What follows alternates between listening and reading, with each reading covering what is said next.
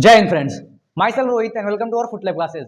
आज इस लेक्चर में हम लोग पढ़ेंगे एक्टिव एंड पैसिव इम्यूनिटी के बारे में। तो आइए बिना लेट किए एक्टिव और पैसिव इम्यूनिटी के बारे में हम लोग पढ़ते हैं और समझते हैं इसको।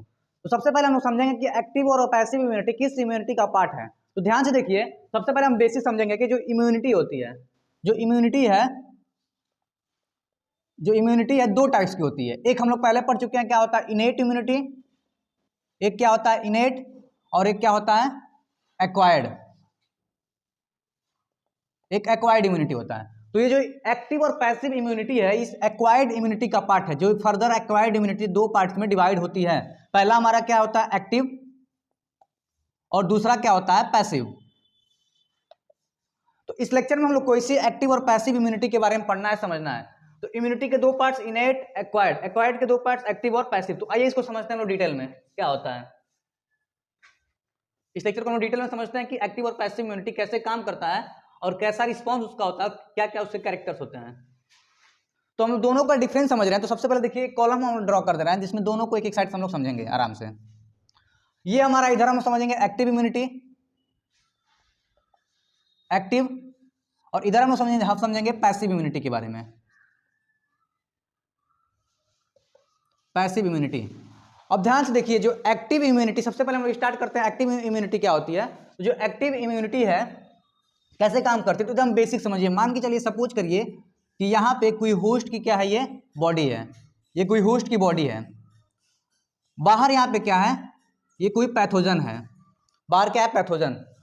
ये जो पैथोजन है, पैथोजन मतलब पैथोजन या फॉरेन प्रोटीन जब भी बॉडी के अंदर एंटर करता है, पैथोजन या फॉरेन प्रोटीन जब भी बॉडी के अंदर एंटर करता है, तो मान के चलिए बॉडी के अंदर एंटर कर चुका है। जब भी बॉडी के अंदर एंटर करेगा तो बॉडी के जो दो सेल्स होते हैं, एक बी सेल होता है और एक क्या होता है टी सेल होता है। बी सेल टी सेल दोनों क्या हो जाएंगे, एक्टिव हो जाएंगे। एक्टिव हो जाएंगे तो क्या बनाएंगे, ये एंटीबॉडी बनाएंगे। जो वाई शेप का हुआ था, इसके पहले लेक्चर में हम लोग समझ चुके हैं, एंटीबॉडी बनाएगा जो वाई शेप का है। ये एंटीबॉडी जाकर क्या कर देगा, इसको मार देगा, किल कर देगा। उसके साथ साथ इस पैथोजन, जो फॉरेन प्रोटीन हो या पैथोजन हो, उसके अकॉर्डिंग ये पहले से इंफॉर्मेशन क्या कर लेगा, कलेक्ट करके अपने पास रख लेगा। तो यानी एक्टिव इम्यूनिटी उसको बोलते हैं जब कोई फॉरेन प्रोटीन या फॉरेन पैथोजन बॉडी के अंदर एंटर करता है तो बॉडी की B cell T cell active हो जाएंगे। एक्टिव होते ही क्या करेंगे, वाई शेप का क्या करती है, एंटीबॉडी बनाती हैं। ये एंटीबॉडी आकर के पैथोजन को मारकर किल करता है। उसके साथ साथ पैथोजन या फॉरेन प्रोटीन का ये सब क्या करते हैं, इंफॉर्मेशन अपने पास कलेक्ट करके रखे रहते हैं, ताकि फ्यूचर में फर्दर ये पैथोजन आएगा। कोई मान लीजिए एक्स टाइप का कोई पैथोजन था, आया था एक्स टाइप का, फिर से पैथोजन एंटर करेगा तो फिर से इसको मारने के लिए फिर से एंटीबॉडी तुरंत क्या कर लेगी, ये बना लेगी। ये जो पैथोजन है किस फॉर्म में हो सकते हैं, या तो डेड फॉर्म में हो सकते हैं। अब देखिए, ये जो हम लोग बाहर से पैथोजन एंटर करवाते हैं बॉडी में, तो कैसे करवाते हैं, या तो नेचुरली आएगा। पहला केस क्या हो सकता है, नेचुरली,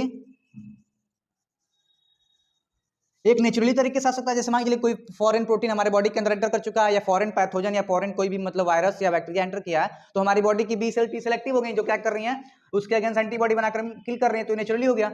दूसरा क्या तरीका हो सकता है, भाई वैक्सीन के थ्रू भी हम लोग लेते हैं इसको। किसके, वैक्सीन, वैक्सीन के थ्रू भी लेते हैं। तो वैक्सीन में लोग क्या करते हैं, जनरली वैक्सीन क्या कंटेन करता है, जिस चीज की हम लोग वैक्सीन लेते हैं उस पैथोजन को डेड करके, या तो उसको डेड करके उसके अंदर डाला जाएगा, या तो क्या किया जाएगा, उसको वीक, या तो उसको वीक किया जाएगा। यानी डेड करके या उसको वीक करके क्या किया जाएगा, बॉडी के अंदर डाला जाएगा, तो B cell T cell active हो जाएंगे और क्या करेंगे, उसको उसके अगेंस्ट एंटीबॉडी बनाकर मार के क्या करेंगे, उसको किल करेंगे। तो एक्टिव इम्यूनिटी के कैरेक्टरिस्टिक्स क्या क्या है, कैरेक्टरिस्टिक्स क्या है, इसके कैरेक्टरिस्टिक्स देखिए। पहला क्या होता है, ये सबसे पहले पहला इसमें क्या है कि ये स्लो रिस्पॉन्स करता है, स्लो रिस्पॉन्स, इसकी स्लो रिस्पॉन्स है, यानी तेजी से काम नहीं करेगा। जब पैथोजन एंटर करेगा धीरे धीरे एक्टिवेट होंगे और मारेंगे। उसके बाद से इसका असर कितने टाइम तक रहता है, तो लॉन्ग पीरियड टाइम होता है, long period of time, long period of time तक रहता है। यानी ये स्लो रिस्पॉन्स करता है, लॉन्ग पीरियड ऑफ टाइम तक रहेगा। और क्या करता है, ये एक फॉरेन प्रोटीन बनाता है, जो एंटीबॉडी होती है, क्या करती है, उसको जाकर के मार करके किल करती है। तो ये हो गया एक्टिव इम्यूनिटी। इसके एग्जाम्पल अगर हम लोग देखेंगे तो एग्जाम्पल में हमारा आ जाएगा कोविड वैक्सीन, कोविड वैक्सीन आ जाएगा। उसके साथ साथ पोलियो वैक्सीन, पोलियो वैक्सीन। यानी जो कोविड वैक्सीन होता है या पोलियो वैक्सीन होता है, उसमें क्या किया जाता है, पैथोजन को पहले से ही मार करके किल कर दिया जाएगा या तो वीक करके उस वैक्सीन के अंदर मिक्स किया जाएगा, और वैक्सीन को जब हमारे बॉडी के अंदर एंटर करवाया जाता है, इंजेक्ट करवाया जाता है, तो हमारी बॉडी की B cell T cell active होकर के उसको मारकर क्या कर देती हैं, खत्म कर देती हैं। तो ये तो एक्टिव इम्यूनिटी है। जो स्लो रिस्पॉन्स करता है, लंबे समय तक क्या करता है, ये रहता है, जिसका एग्जाम्पल कोविड वैक्सीन और पोलियो वैक्सीन है। अब हम लोग बात करते हैं, इस पे आते हैं पैसिव इम्यूनिटी के बारे में। पैसिव इम्यूनिटी क्या होती है, एक तरह समझ लीजिए ये कि बॉडी यहाँ पे है, ये कोई ऑर्गेनिज्म की बॉडी है, और बाहर से क्या आ रहा है, हम लोग क्या दे रहे हैं इसको, बाहर से लोग डायरेक्ट रेडीमेड एंटीबॉडी दे रहे हैं। क्या ये पैथोजन नहीं, क्या है, रेडीमेड एंटीबॉडी, यानी बॉडी के अंदर हम लोग रेडीमेड एंटीबॉडी डाल रहे हैं। तो उस टाइम पे बी सेल और टी सेल का कोई काम नहीं रहेगा, ये कोई काम नहीं करेंगे। और जो फॉरेन पैथोजन हमारे बॉडी के अंदर आया हुआ है, तो ये जो एंटीबॉडी हम लोग फॉरेन डाल रहे हैं इसके अंदर, तो जाकर क्या कर देगा, मार करके किल कर देगा। इसका मतलब ये समझिए कि बॉडी की हमारी B cell T cell antibody नहीं बना रही है, बाहर से हम लोग एंटीबॉडी बना करके डायरेक्ट क्या कर रहे हैं, इसके अंदर इंजेक्ट कर रहे हैं। अभी क्वेश्चन आ रहा होगा कि ये रेडीमेड एंटीबॉडी कैसे बनता है, क्योंकि हमारे बॉडी की बी सेल टी सेल मिलकर बनाती है, तो रेडीमेड एंटीबॉडी कैसे बनता है। तो समझ के चलिए, अगर हम लोग एग्जाम्पल लेते हैं एंटीवेनम, जैसे इसका एग्जाम्पल क्या है, एंटीवेनम, एंटीवेनम जो सांप को काटने के बाद तुरंत दिया जाता है। ये वैक्सीन कब, वैक्सीन सॉरी बोल रहे हैं वैक्सीन, ये एंटीबॉडी कब दिया जाता है, ये सांप जैसे काटेगा तो एंटीवेनम दिया जाता है। क्योंकि अगर सांप काट चुका है या वाइट कर चुका है, तो हमारे बॉडी में अगर B cell T cell activate होकर के एंटीबॉडी जब तक बनाएंगे तब तक उसका जो पॉइजन है पूरे बॉडी में क्या हो जाएगा, ये फैल जाएगा, जिसकी वजह से इस पर्सन की डेथ हो सकती है। इसलिए तुरंत उसको मारने के लिए उस फॉरेन प्रोटीन या फॉरेन पैथोजन को मारने के लिए बाहर से हम रेडीमेड एंटीबॉडी लेते हैं। इस रेडीमेड एंटीबॉडी को कैसे बनाया जाता है, तो मान के चलिए कोई ऑर्गेनिज्म है, उस ऑर्गेनिज्म के अंदर स्नेक का पॉइजन लाकर क्या दिया जाएगा, इसके अंदर इंजेक्ट कर दिया जाएगा। अब इसके बॉडी की बी सेल और टी सेल क्या करेंगे, मिलकर के एंटीबॉडी बनाएंगी। तो एंटीबॉडी जो बन चुका है, फिर से इसको क्या किया जाएगा, आइसोलेट किया जाएगा। आइसोलेट मतलब उसको बाहर किया जाएगा। आइसोलेट करने के बाद फिर से इसको मैन्युफैक्चर करके रेडीमेड एंटीबॉडी बना दिया जाएगा।